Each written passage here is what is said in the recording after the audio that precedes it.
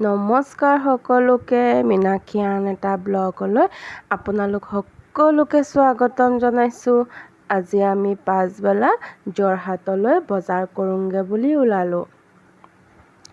আজি বিশেষ একো ল'ব লগা নাই, পিছে মোৰ লেপটপৰ চাৰ্জাৰডাল আৰু সৰু সুৰা কেইটামান বজাৰ কৰিবলগীয়া আছে, সেয়েহে অলপ বজাৰ কৰোঁগৈ বুলি ওলাই আহিলোঁ।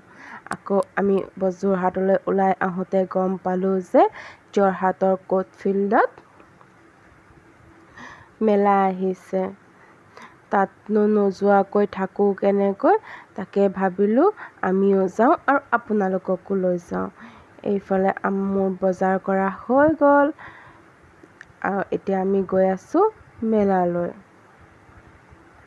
আৰু এইফালে বহিছে বাণিজ্য মেলা। আজি আমি বাণিজ্য মেলাত নোসোমাওঁ, সেইকাৰণে আগুৱাই গৈ আছোঁ। আৰু চাওকচোন, ইমান ভিৰ, গাড়ী ৰখাবলৈও জেগা নাই।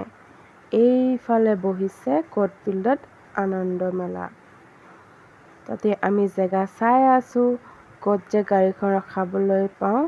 এতিয়া আমি গাড়ীখন ৰখাই মেলালৈ সোমাই আহিছোঁ। আগে আগে গৈ আছে মানুহজন আৰু পাছে পাছে মই আৰু মা।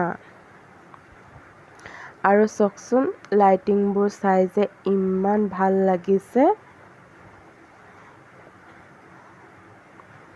আৰু সেইয়া দূৰত যে দেখিছে নাগৰদলা, আজি তাতেই উঠোঁ বুলি আহিছোঁ, কাৰণ আগতে কেতিয়াও উঠা নাই। আজি যিহেতু মানুহজন লগত আহিছে, ভয়টো ভাঙক বুলিয়ে উঠিম বুলি আহিছোঁ।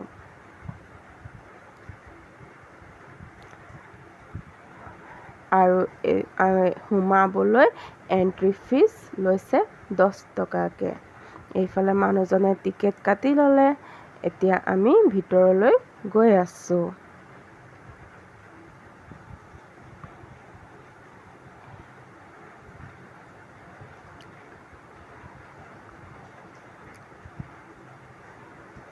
প্ৰথম সোমায়ে আমি জুচৰ দোকানটো চাই দুজনে দুগিলাচ জুচ লৈ ল'লোঁ।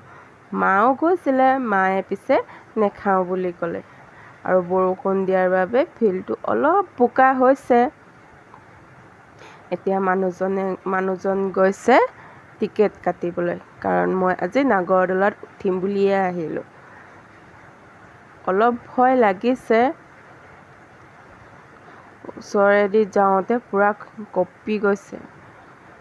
মই ভিডিঅ' বনাম বুলিয়ে উঠিছিলোঁ, কিন্তু ইমানেই ভয় লাগিলে মই ভিডিঅ' বনাবলৈ নোৱাৰিলোঁ। আৰু এইফালে মায়ে কৈ আছে আচাৰ আৰু পাপৰ লৈ যাম বুলি। এইফালে অলপ দূৰ গৈয়ে দেখিলোঁ ইয়াত মানুহজনে আকৌ কিবা এটা ল'বলৈ সোমাই গ'ল।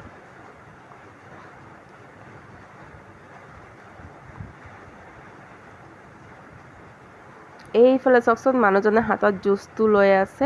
জুচটো খাবলৈ যে ইমানেই বেয়া আছিলে, সেইকাৰণে এইফালে লৈ ল'লে আকৌ কিবা এটা ধোঁৱা ওলোৱা।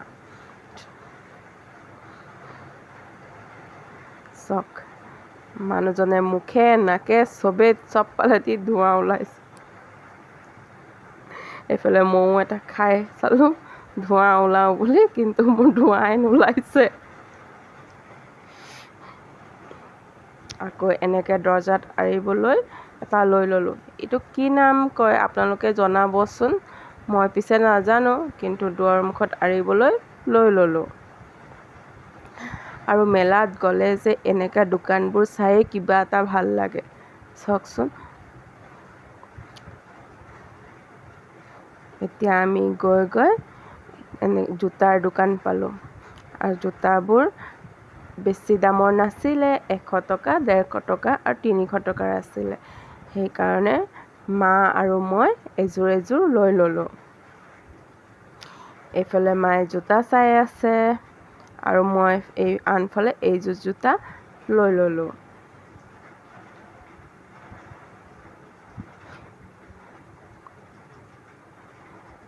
মায়ে অলপ জোতাটো পিন্ধি খোজকাঢ়িও চাইছে। এতিয়া আমাৰ জোতা লোৱা হৈ গ'ল। তাৰ ওচৰতে থকা দোকান এখনলৈ আহিলোঁ। মেলাত গ'লে এই দোকানখন আপোনালোকে পাবই। ইয়াত কাৰোবাৰ হাজবেণ্ড ৱাইফ, গাৰ্লফ্ৰেণ্ড বয়ফ্ৰেণ্ড এনেকৈ নাম লিখিব পাৰে। আৰু মানুহজনে লৈছিলে এই গিটাৰটো, আৰু তাত লিখি ল'লে নামটো। এইফালে বহিছে টেটুৰ দোকান।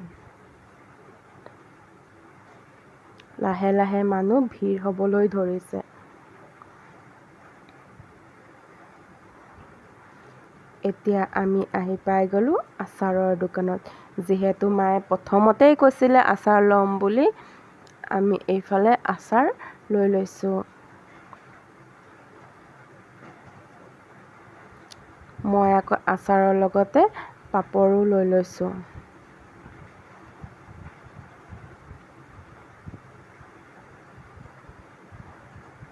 চাওকচোন ইয়াত কিমান ধৰণৰ পাপৰ আছে। মই চবৰে এপোৱা এপোৱা মিলাই লৈ ল'লোঁ। আৰু এতিয়া যিহেতু মানুহো ভিৰ হৈছে আৰু বৰষুণো অলপ অলপ পৰিছে, আমি এতিয়া মেলাৰ পৰা যাবলৈ ওলালোঁ।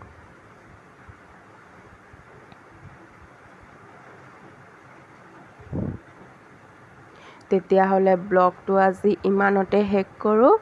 ভাল লাগিলে লাইক, কমেণ্ট এণ্ড ছাবস্ক্ৰাইব কৰিবলৈ নাপাহৰিব। আৰু ভিডিঅ'টো চাই কেনে পালে জনাবলৈ নাপাহৰিব।